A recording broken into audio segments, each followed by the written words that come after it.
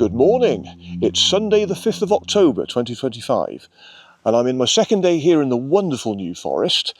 I'm in a place called Fritham and today I am joined by Dave. Hi Dave, how are you doing? Fine, lovely to meet you at last. Lovely to meet you too. Yeah. Well, I came across Dave's channel earlier this year when I was researching the New Forest, and Dave's videos came up in droves because he's done lots and lots of videos. I'll get Dave to talk about that a bit more in a minute. But yeah, so I've got the pleasure of Dave and Fiver, with it as well. Lovely little dog, joining me on today's walk. So today's walk is about 5 to 6 miles, I believe. But I'm just going to ask Dave a little bit about his channel. So your channel is called Dave's Countryside Walks. It is, yeah. Very similar to yours, actually, Patrick, in that, as it says on the tin, a countryside walk. It's basically me and Fiver. If you look on the channel, you'll see my previous with Logan. He was with me for about 6 years. He's retired from these long walks now, and Fiver's taken over. But yeah, walks in the New Forest or Dorset, Wiltshire, West Sussex, 5 or 6 miles.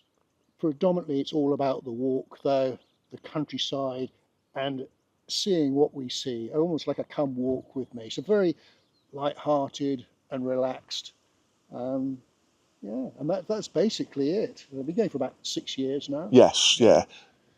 And you've got about 300, you're over 300 videos on your channel now, haven't you? It's funny, I was look at your stats and my stats, we are almost identical. Okay. I think 300 videos, and I think we're just a gnat's whisker under 10,000 subscribers. Wow. I think there's literally 2 or 3 between us, so very similar. Brilliant, yeah. Well, as I say, if you look online, anybody that's wanting to look at walks in New Forest, Dave's channel will come up in your searches. So, got a brilliant channel, and it's thanks to Dave really that I'm here in the New Forest too, because he knows the area. Hopefully we're going to have some decent weather. It's actually perfect conditions for walking because it's not going to be too hot. No. We've got a bit of sun at the moment. There might be some cloud. The important thing is I don't think we're going to get wet. That's the main thing, yes. I think we're all in for sunshine for today, so I don't want to speak too soon. Anyway, so we'll be off in a minute then, Dave. Yeah. So, okay, let's go.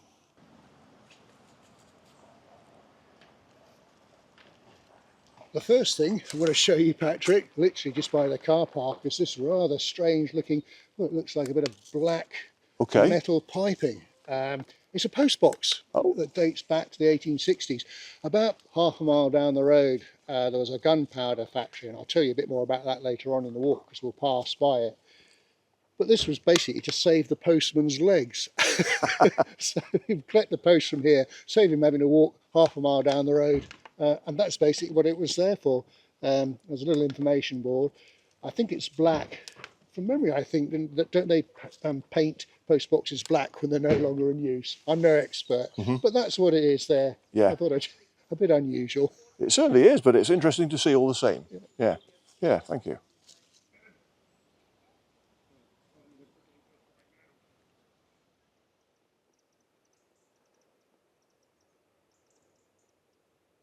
Well, the next thing to have a look at, Patrick, is just in this field here, looking across, you can probably see what looks like half of a barrow, perhaps, with a bit of brickwork to one side, and it's actually an old gunpowder magazine. There were about 14 of these. Going back to the 1860s, there was quite a large gunpowder factory round about here called the Schultze gunpowder factory. It all closed down in the 1920s. At one stage, I think they employed something like 100 people. It was one of the biggest employers in the New Forest. And it was a special type of gunpowder for sporting guns, smokeless, I believe. And of course here, you've got plenty of trees, for charcoal and what have you. But to say that's one of the magazines over there that they used to store the gunpowder in.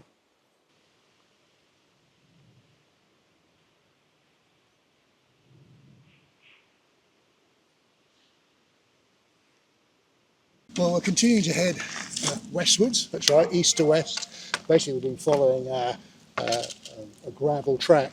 Now, this little stream here is one of the branches of the Latchmore Brook. It's a sort of eastern branch. And remember earlier on I was talking about the gunpowder factory? Yes. Well, just in front of the gunpowder factory, they've actually dammed up the brook and they've created this, well, it's a lovely lake now, but it was dammed up to make sure they had plenty of water, which they needed for the gunpowder manufacture. The thing I'll point out here is when we look how brown the stream is, or certainly the bottom, the bed is. Now that's not unusual in the New Forest because there's a lot of peat and bog, and so it gets washed in a lot of nutrients. But here, just upstream, there's an iron. It's called an iron's well, basically a spring that comes out. The water is like rust coloured, and it's basically the iron content that you see. It really brings out a much browner colour, and it's nice to see some water in it. Yeah. We had a very dry summer. Absolutely, yes. Yeah.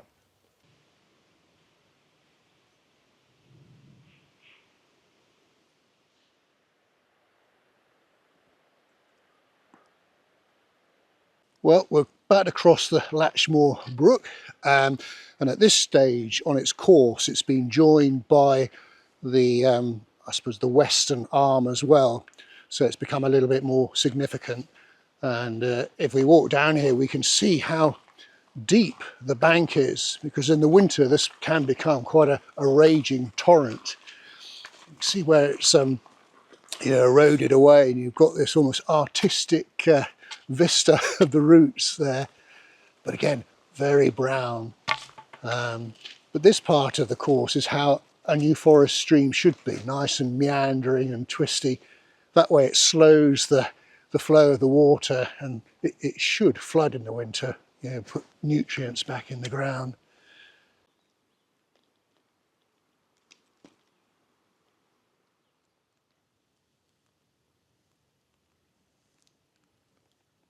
Whew. Catching our breaths. Yes. And we've got a hill just to come as well. But yeah, just to explain some of the woodland around here. So just to the north of here, we've got something called the Island Thorns enclosure. And a lot of the trees were planted there in the 1850s, I think 1852, something like that. And it's actually one of the biggest enclosures in the forest, something like 201 hectares, something like that. But where we're going next, you'll see the trees slightly change. We've a lot of deciduous here with some pine, and you will see sections where all we will see is pines. It's quite interesting just seeing the differences. Mm-hmm.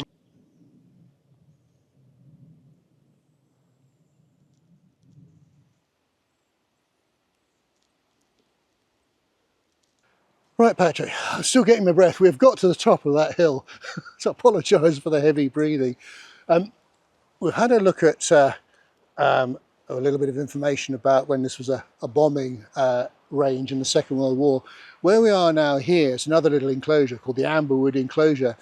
And if we look closely on the ground, you can see the remains of a building. Well, that was possibly a farm building for animal building there. But there was a lovely cottage called Amberwood Cottage there. It was demolished. I think it was destroyed in the Second World War, when it was a bombing range. But I do actually have a picture of what the cottage used to look like around about 1900.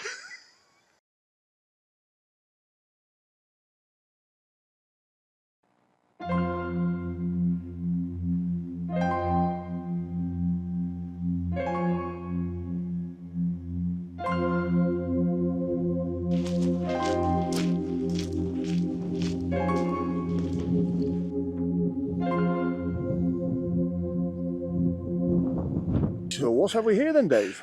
Well, it looks like a bus stop, doesn't it? In the middle of nowhere. But it's actually an observation shelter from the Second World War. The whole area around here was basically a huge bombing range in the Second World War. I mean, I could go on for hours about its history, but there's a lovely information board there, which I'm sure Patrick will put up on screen. But later on in the walk, we're going to see a little bit more evidence of its use during the Second World War, which I think you'll find quite interesting. Some smashing craters and all sorts of history. Excellent. But it's lovely that they've still kept this here, just as a sort of a reminder of what, 80 odd years ago now. Okay, yeah, fantastic.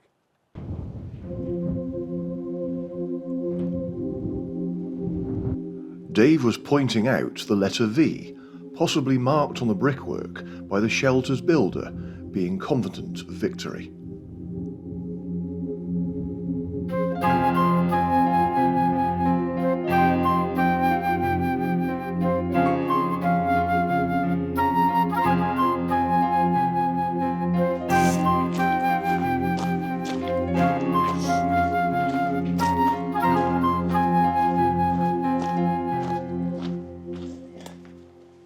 Okay, Patrick, well, this is something you probably don't expect to see in the middle of a forest, what looks like a, well, a gravestone, doesn't it? Yes. But it's actually something that's put here, Pittswood. We're right actually by Pittswood. You just about read it. Enclosed 1775, thrown open 1816, re-enclosed 19... I can't quite read it now. What does that all mean? Well, basically when these little enclosures were created, they planted the trees, and they would have created a bank and a ditch, and there would have been a wooden palisade on top of the bank, and that would have been remained in place for about 30 years. It would have protected the saplings from deer and ponies, what have you, and that's what they call enclosing the area. Okay. After 30 years, the palisades will be taken down, and the trees were big enough and old enough to look after themselves. Yeah. The animals could then go back in, and that's what they call thrown open. Okay. Interesting, this was then re-enclosed again. Either the crop might have failed, I don't know. You don't see many of these actual gravestones, for want of a better word. It was something that only this chap, if I can never pronounce his name, Lascelles, Gerald Lascelles, who was the deputy surveyor in the New Forest for a short period. Whenever an enclosure was created in his tenure, he used to put up these, but there weren't many enclosures during his tenure. So there's probably about 4 or 5 of these dotted around, but a bit different. Absolutely, yes.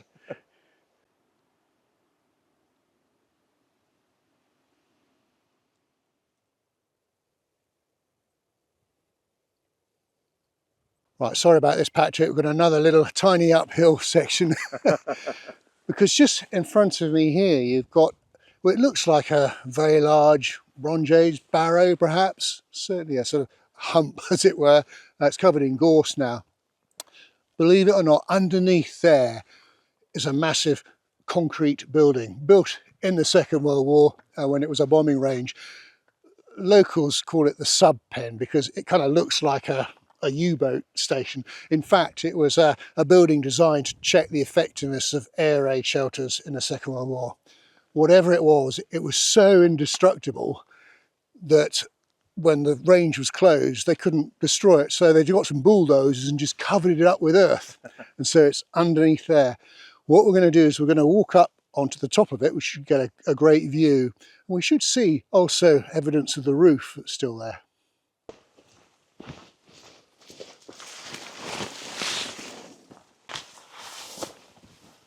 Quite overgrown here, Dave.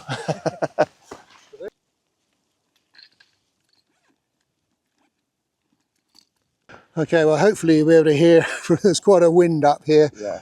The storm Amy, I think it was, came through yesterday, and this is the back of it. So we're on top of this mound, and we've just stepped over what is the top of the roof. And apart from great views here, I actually have a photograph of, you can see top right, top left-hand corner there, that's where the building used to look at. You'll see there's a huge crater here, which was just over and pointing in that direction. The crater was caused by something known as the Grand Slam bomb. It's the biggest bomb ever to have been dropped in the UK, as far as I'm aware. It was so big, I can't remember the dimensions, but after the war, they filled it all in. But it is roughly there. They only ever dropped one, and they were so successful that a few days later it was used in action, and it pretty much destroyed a dam somewhere, I think, or a viaduct. But we get some great views from up here, and just over to my left we can see what looks like a little pond. That's a crater. That was caused by a tall boy bomb, not as big as the earthquake bombs. 6 of those were dropped here, and a tall boy, I think, was used to destroy the German battleship, the Tirpitz. But yeah, so people will walk by this thousands each year and probably not realise, they'll probably come up here, great place for a view, not realising what they're standing on top of.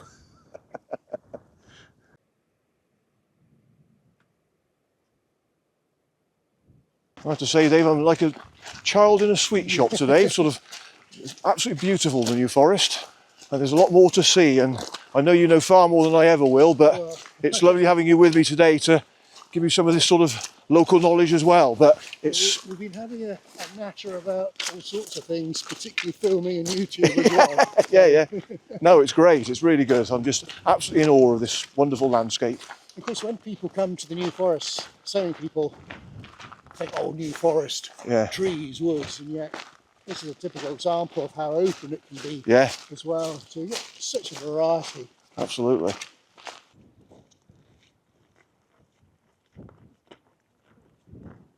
Well, this is an excellent spot for a view, Patrick. Before we start heading south, this ridge along here is called Hampton Ridge, quite an ancient track that goes to a lovely, pretty little village called Fritham. And then very, very far distance, you can just about make out Dorset. So we are right at the sort of north western corner of the New Forest. As we pan round, you can see the top of the trees of an enclosure. I can never remember, either Hasley or Hazley enclosure. You take your pick, I think. But as I said, if we'd been here 3 or 4 weeks ago, the display of the heather would have been amazing. It would have been a sea of purple, but it's just gone over in the last couple of weeks or so. Okay. But still a marvellous view nonetheless. Fantastic. Yeah. Great. Okay. Right.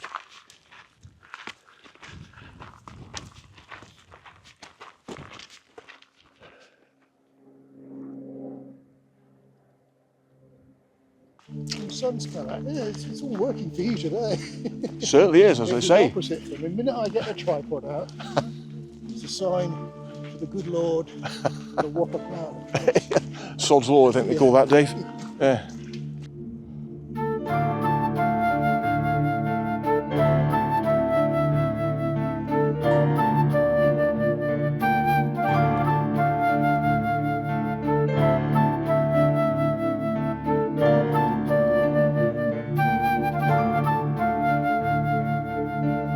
Well, we found somewhere where we can rest our tired limbs. So we're in, I think it's the Older Hill enclosure. There's this lovely bench here with some beautiful carvings. Presumably that's a badger and a fox. In memory of a chap, Eric Ashby, local chap. He was, I think he was one of the first people to make wildlife films for television. Possibly one of the first ones seen on BBC. I'm not 100% sure, but something along those lines. And so this was put here in memory of him. He was a local.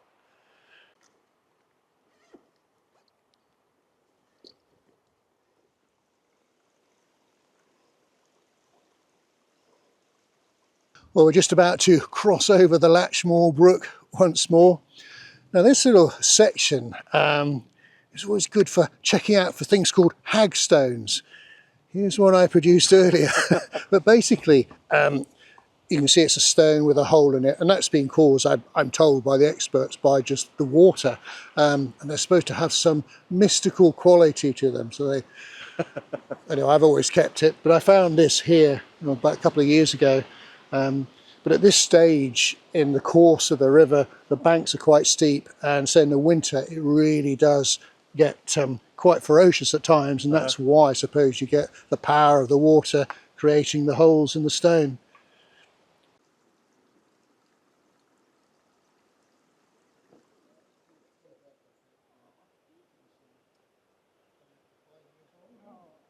Another interesting thing to look at, Patrick, this is a pony pound.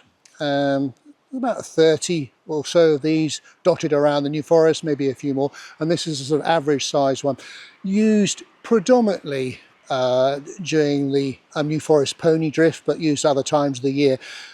What they would do here, when they need to round up the ponies, they'll probably use this little alleyway here to round them up. You can see they've got very much rustic type of wood to make it as natural as possible, so there's no stress on the ponies, and the ponies will be sort of caught, as it were, in here, and they can be looked over, checked for health. They can have their reflective collars put on. You might have seen a few of the ponies about with these reflective collars on. That's to protect them at night if they're close to a road. Trouble is they come off very easily. They're held on by Velcro, obviously, if they get caught up in branches, you see. Yeah. they can also take off the young foals, and also any of the males that need to be gelded and what have you. Okay. Yeah, there's you will come across a fair few of them, but this is an average side one. Right.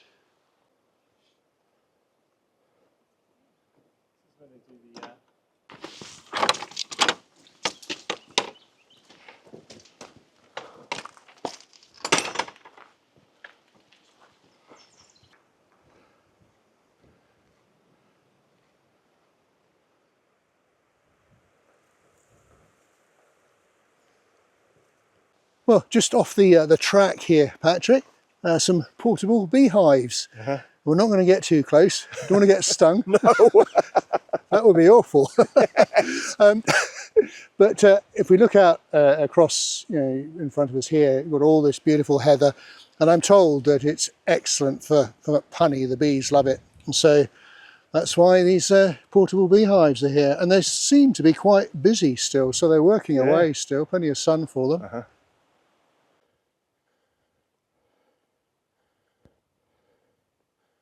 Well, this is a good place to stop because it's halfway up a hill. Not that I'm unfit or anything, but beautiful view to the south. We can just see a gorgeous sort of white cottage, which is a forester's, an old forester's cottage. And then some more woodland down there. And just in front, there's a lovely stream called the Docken's Water, which is a lovely river to follow. So we're just about to head in to another enclosure, a couple of other interesting things to explore. Brilliant.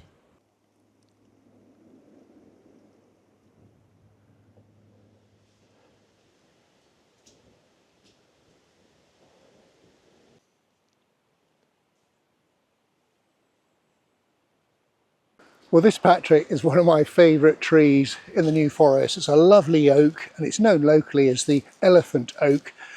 And if you look at it, it kind of does look a bit like an elephant with the tusks either side and this marvellous trunk. I mean, it's amazing how it's got to that shape. And I think it was actually in one of the Woodland Tree of the Year in their competition. It didn't win, but it was a finalist. But I don't know, it's always that you can sit and stand here for 5-10 minutes and look at it from a different angle, and it comes up with a different shape each time. I love it. It's great, isn't it?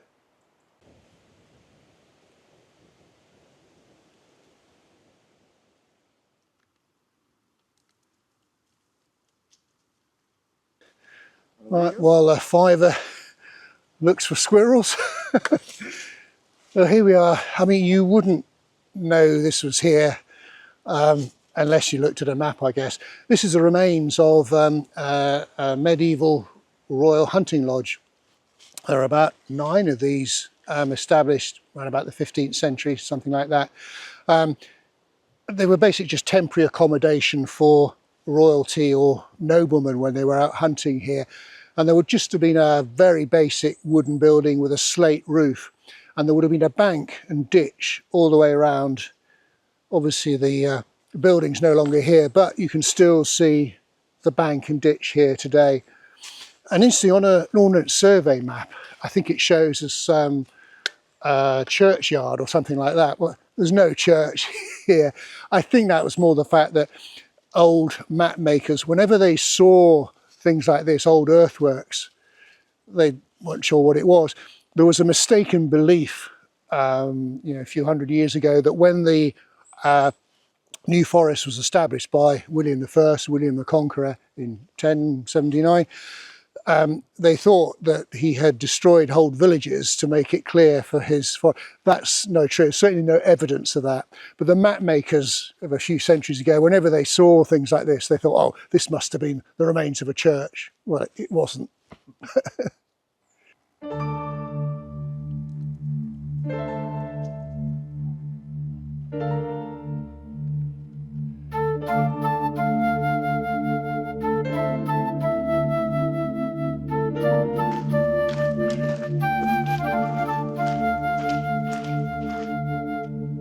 Well, after a cracking walk with Dave and Fiver, we found ourselves back in Fritham, where we decided to refresh ourselves in one of the New Forest's oldest pubs.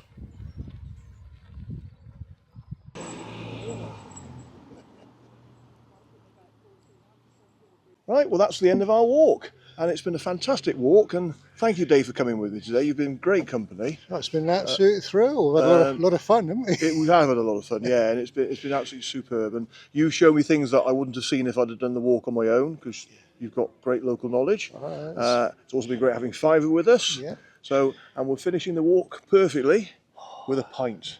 This is a pint of, I can't remember what it's called now. Who cares? Was it? Yeah, that's right. Royal Oak Bitter. Yeah, Royal Oak Bitter. But yeah, who cares? It's a good pint. So cheers, everybody. Cheers. And thank you very much, Dave. And Yeah, it's thank been a you, pleasure. Patrick. So.